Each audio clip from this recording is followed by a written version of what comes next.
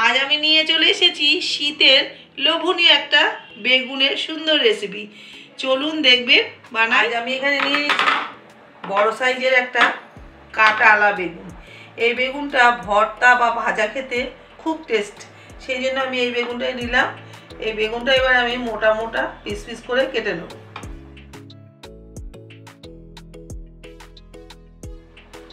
বেগুনগুলো piece piece করে আমি এইরকম পিস পিস করে মোটা মোটা করে কেটে নিয়েছি। এবার আমি ভালো করে ধুয়ে নুন আর হলুদ মাখিয়ে নেব। দিয়ে দেবো স্বাদ মতো নুন, দিয়ে দেবো অল্প একটু হলুদ, আর দেবো অল্প একটু চিনি। ভালো করে মাখাবো।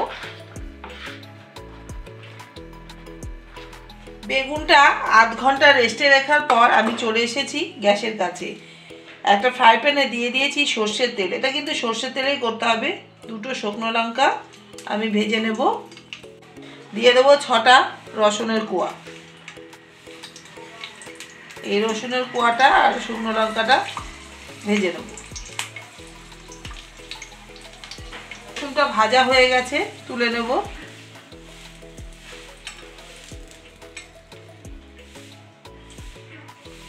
লঙ্কাটাও লাল করে ভেজে নিয়েছি, এবার লঙ্কাটা তুলে নেব। গ্যাসটা একদম লো ফ্লেমে করে দিয়ে এবার একটা একটা করে বেগুন আমি এর মধ্যে বসিয়ে দেবো।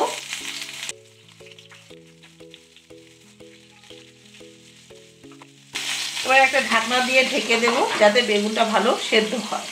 2 মিনিট ঢাকা থাকবে। 2 মিনিট ঢেকে দেওয়ার পর আমার একটা সাইড বেগুনের ভাজা হয়ে গেছে, এই যে দেখুন। এবার আমি উল্টে দেবো।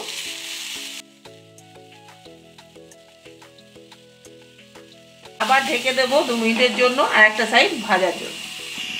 আবার 2 মিনিট পর আমি ঢাকনাটা খুলে দিলাম।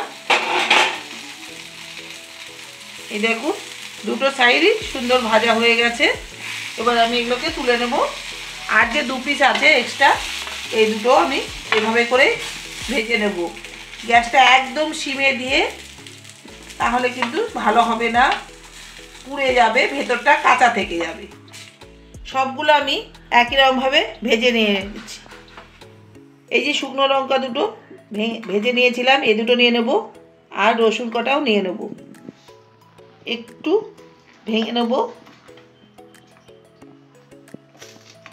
লঙ্কাটাও ভেঙে গুঁড়ো করে নেব। এখানে আমি নিয়ে নিয়েছি মিডিয়াম সাইজের দুটো পেঁয়াজ কুচিয়ে নিয়েছি, দুটো কাঁচা লঙ্কা, একটু ধনেপাতা, একটা ছোট টমেটো, একটা ছোট আলু সেদ্ধ করে নিয়েছি। প্রথমে আমি নিয়ে নেব পেঁয়াজটা, একটু মেখে নেব।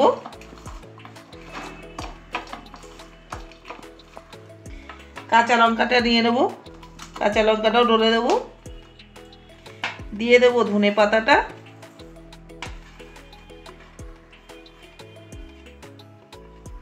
এতে আমি দিয়ে দেবো স্বাদ মতো নুন। সব কিছু দিয়ে খুব ভালো করে মাখাবো।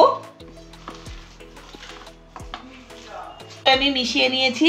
এইবার আমি এই যে ভেজে রাখা বেগুনগুলো এর মধ্যে দিয়ে দেবো।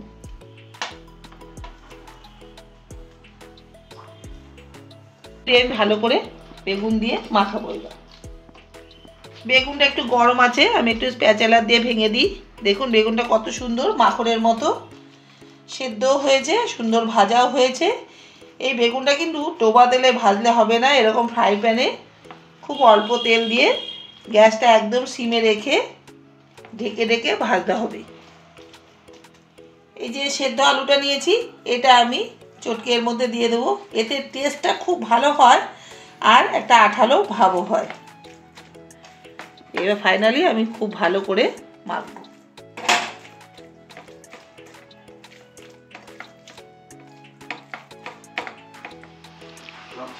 ফাইনালি সব কিছু দিয়ে ভর্তাটা আমার খুব ভালো করে মাখা হয়ে গেছে। এবার আমি প্লেটিং করব। এবার জাঁকিয়ে শীত পড়েছে, এই শীতের মৌসুমে আর বাজার ভর্তি তো সবজির বাহার। বেগুন তো দেখলেন অপূর্ব। এই বেগুন দিয়েই বেগুন পোড়া বা বেগুন ভর্তা তো বানতা হে। বেগুন পোড়া এর আগে দেখিয়েছি, বেগুন ভর্তা এটা ভেজে ভর্তা সকালবেলা টিফিনে রুটির সঙ্গে বা রাতে ডিনারে রুটির সঙ্গে বা পরোটার সঙ্গে অপূর্ব লাগে। আমার মতো করে বানিয়ে খেয়ে দেখবেন, দারুণ লাগবে, দারুণ লাগবে। এই বেগুনের ভর্তা রেসিপিটা আমি এখানেই শেষ করলাম। আগামীতে সুন্দর একটা রেসিপি নিয়ে চলে আসবো। ঠান্ডায় সবাই ভালো থাকবেন, সুস্থ থাকবেন, সবাই খেয়াল রাখবেন শরীরের দিকে। নমস্কার।